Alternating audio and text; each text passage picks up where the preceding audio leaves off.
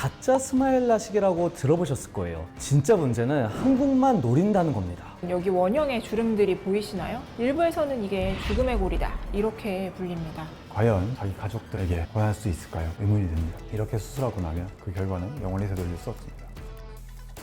그러니까 여러분들이 수술 받았던 스마일 라식이 진짜 스마일 라식이 아닌 거죠. 우리가 아는 건 라섹이랑 라식, 스마일 라식 요 정도 색이 아시죠? 1세대가 라섹이었는데 껍데기를 벗기고 레이저를 치기 때문에 엄청 아픕니다. 그리고 두 번째로 여기가 혼탁 좀 뿌옇게 남을 수가 있어요. 각막은 투명해야 되거든요. 그런 단점이 있다 보니까 좀 덜 아프게 혼탁이 안 남게 하는 방법이 없을까? 얘를 보완하기 위해서 라식이 나왔습니다. 이게 외상에 굉장히 취약한 거죠. 그거를 보완한 게 바로 스마일이에요. 외상에 취약하지도 않고 아프지도 않고 혼탁이 남지도 않습니다. 라섹은 각막 상피에서부터 각막 실질까지 레이저가 깎아내는 방식이기 때문에 눈을 고정시키거나 석션을 할 필요가 없습니다. 석션이란 거 이렇게 잡는 걸 말해주는 거거든요. 하지만 스마일 라식 같은 경우에는 각막 상피를 건드리지 않고 실질층만 제거해야 되기 때문에 눈을 반드시 고정을 시키는 석션 장비가 필요하게 됩니다. 문제는 여기서 생기는 거예요. 실제 수술 화면입니다. 기존 스마일 라식은 도킹을 하고 나서도 깔끔하죠. 깔끔하죠?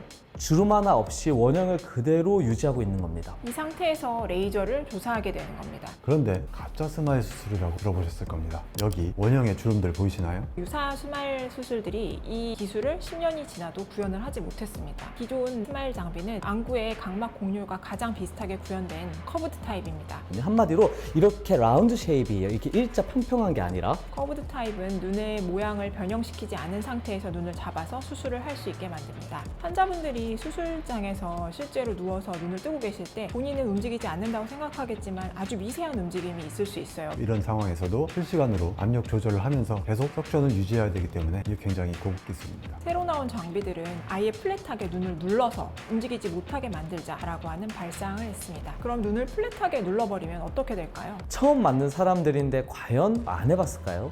다 이유가 있는 거예요. 누르는 부분은 평평하고 눈은 둥근 곡선이기 때문에 곡률 차이가 나겠죠. 그래서 누르다 보면 주름이 생기게 됩니다. 눈이 이미 찌그러져서 주름이 생긴 상태에서 레이저를 조사했는데 과연 그 표면이 매끄럽게 깔끔하게 깎일 수가 있을까요? 결국 부작용으로 가장 많이 호소하시고 있는 게 빗번짐과 흐릿함인데 원인이 이것이 아닐까라고 추측을 하고 있는 겁니다. 이건 저희의 주장이 아니라 독일에서도 똑같은 얘기를 하고 있습니다.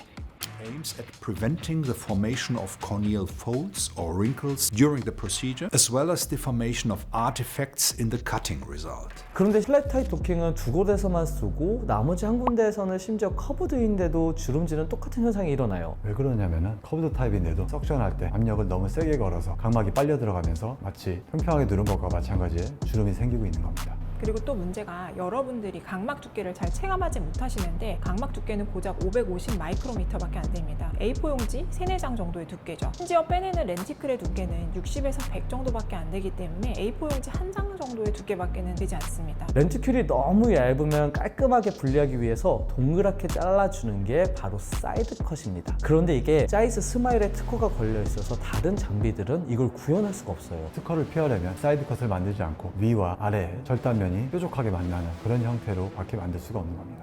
쉽게 말해서 가위를 세워서 자르는 게 아니라 눕혀놓고 자르는 거랑 똑같은 겁니다. 결국 렌티클이 잘 분리가 되지 않으면 렌티클을 다 제거할 수 없거나 가장자리가 지저분하게 남을 수밖에 없습니다. 그래서 결국 흐릿하고 난시가 유발되게 되는 겁니다. 여러분들은 잘 모르시겠지만 저희 안과 의사들이 모이는 학회에서 끊임없이 제기되고 있는 문제가 바로 이겁니다. 정말 분리 잘 되는 거 맞나요? 정말 분리가 잘 되는 거 맞아요? 수술을 해본 안과 의사들이라면 다 그게 예상이 되니까 질문을 하는 겁니다. 이런 이유 때문에 한국을 제외한 전 세계 거의 모든 나라에서는 독일 자이스 장비를 사용하고 있는 겁니다.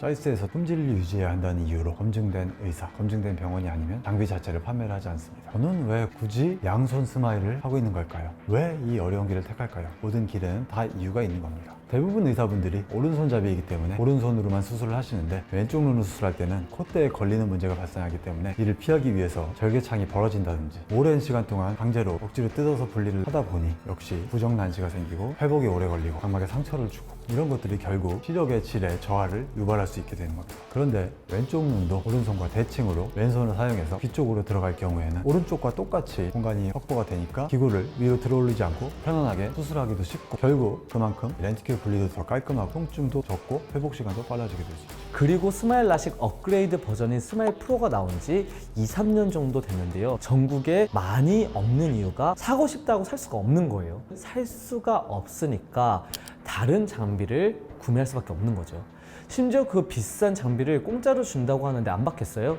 다른 선택지가 없는 거예요. 다른 선택지가 없겠죠. 결론적으로 유사 스마일 수술 절대 받지 말라는 얘기는 아닙니다. 가격 차이가 어느 정도 나기 때문에 여러분들에게도 하나의 옵션, 선택 조건이 충분히 될 수 있어요. 다만 우리가 이 수술들을 비싼 돈 주고 할 필요는 없지 않을까요? 차라리 스마일 라식을 할인할 때 기다렸다가 수술을 받는 게 저는 훨씬 낫다고 생각해요. 그리고 스마일 수술을 하려고 마음먹으셨다면 스마일 프로까지 있는 병원을 선택하시는 것이 좀 더 안심하고 받으실 수 있지 않을까 생각합니다.